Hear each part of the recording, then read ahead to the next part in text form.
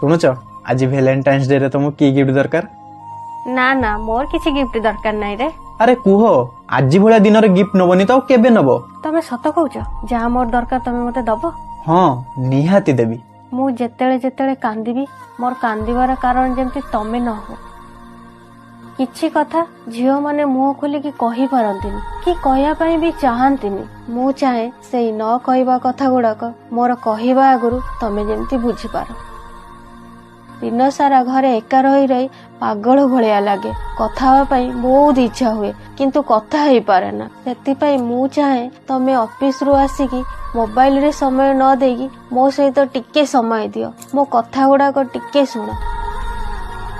ଆମ ମାନଙ୍କୁ Valentine day ରେ ଦାମୀ ଗିଫ୍ଟ ଦରକାର ନାହିଁ, କେବଳ ଦରକାର ସମ୍ମାନ, ସମୟ ଆଉ ଟିକେ ଶାନ୍ତି।